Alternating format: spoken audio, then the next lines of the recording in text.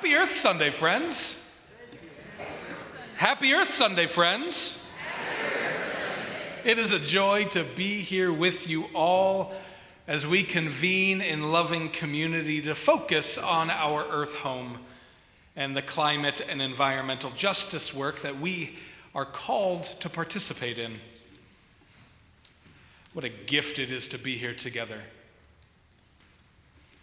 This morning on my way in and trying to wake up, I heard a song that had the lyric, "We could get better because we're not dead yet."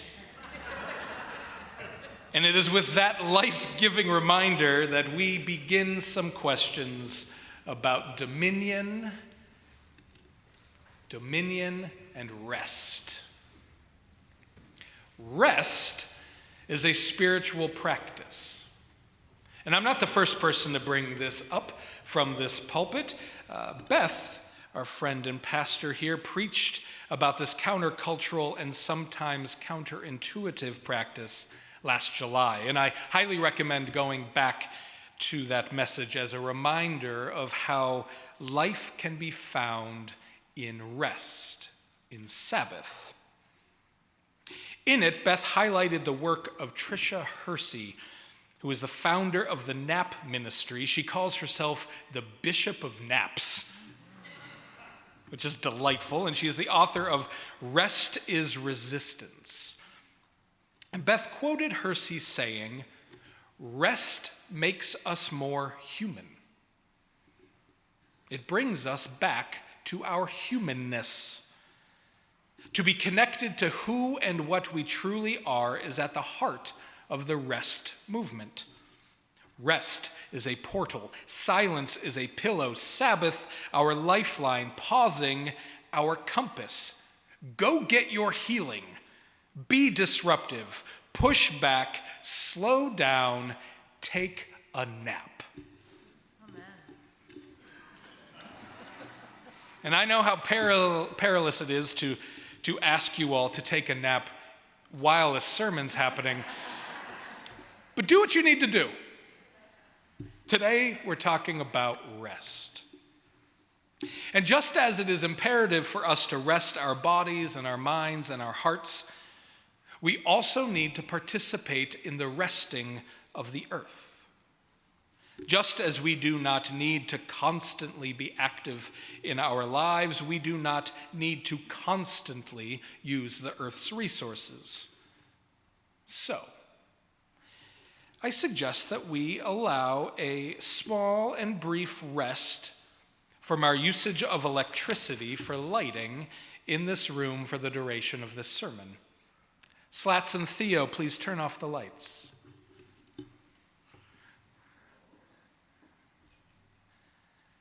And I need to light some candles here because apparently, if I don't, the video feed is extra grainy.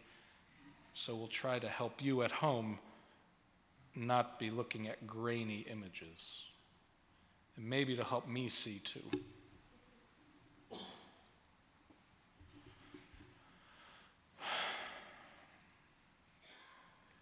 Our scripture reading this morning comes from the very beginning of the book that we now call the Bible, Genesis 1.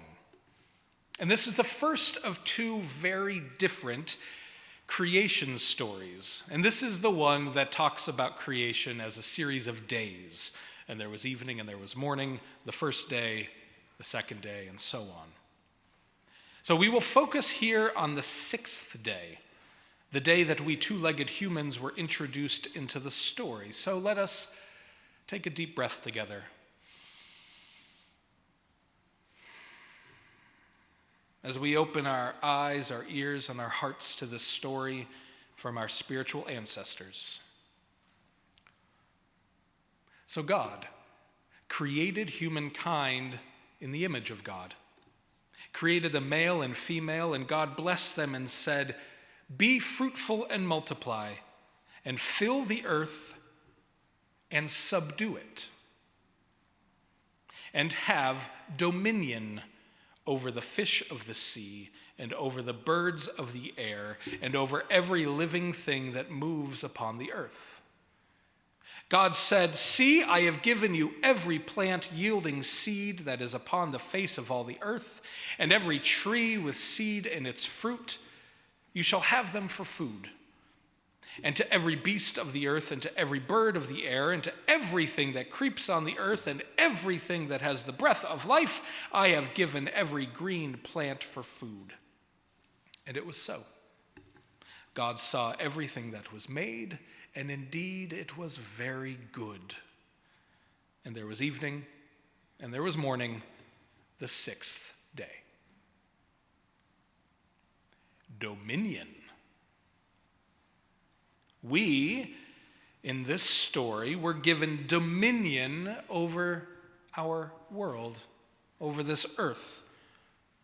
All of us humans, together in collaboration with one another and with God, were given dominion over all the earth. That's a big task. And then immediately following this sixth day, on the seventh, we come to our imperative of rest. Thus the heavens and the earth were finished, and all their multitude, and on the seventh day God finished the work that had been done and rested on the seventh day from all the work. So God blessed the seventh day and hallowed it, because on it God rested from all the work that was done in creation. In this particular story, humans were created, handed dominion, and then given the hallowedness of rest in quick succession. And there might feel like there's a tension of responsibilities here, a tension between dominion and rest. But like many tensions, it might present itself instead as a gift and an opening to healing and restoration.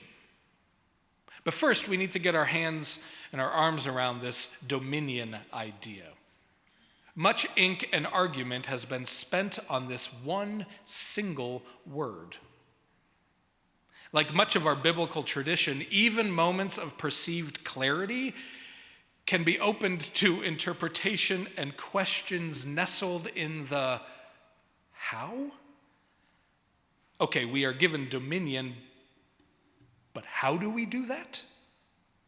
And oftentimes, in more progressive theological circles like ours, this concept of dominion is softened or seen in a softer light and interpreted less about domination or domineering, but more in nurturing or in caretaking or compassionate companionship.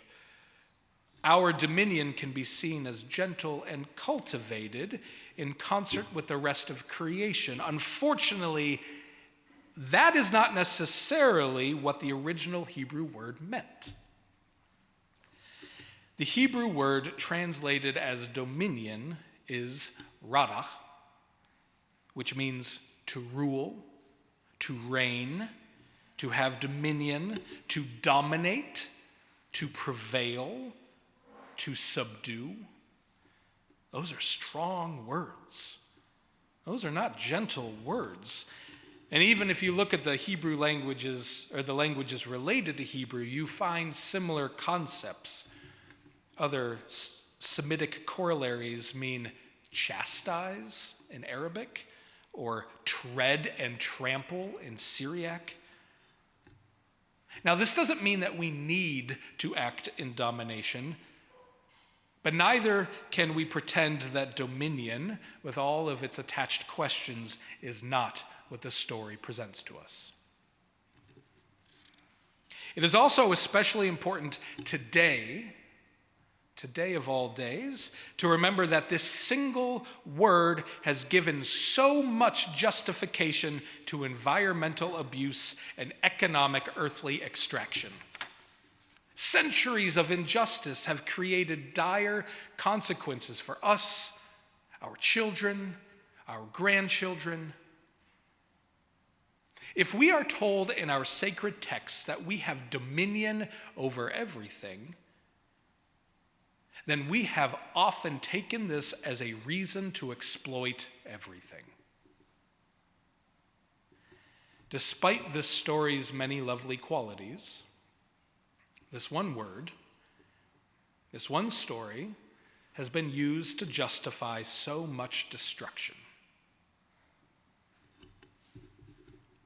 But it's also true that dominion, as we often define it, has economic advantages. Mostly, or maybe all, of our extraction is for profit. The earth and its non-human life have been simplified to commodification and profit. Unwilling partners in economic practices that have historically and continue to diminish the rest for really only our gain. And then in postures of control, we have found ourselves expanding this concept further, the concept of dominion, that we have the control and have the power over all aspects of something else, is foundational to the institution of American-style chattel slavery and all the racism that was born from it, the abuse of our most vulnerable,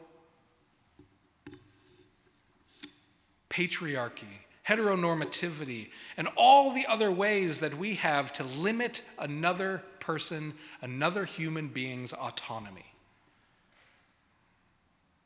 So while dominion may be a gift from God to all of humanity in this one story, the impact has often been one of hurt, abuse, extraction, and control.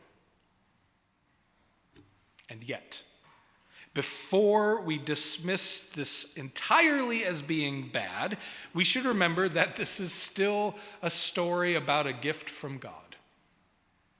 There may still be some ways to reclaim dominion as healthful and hopeful as healing and restorative.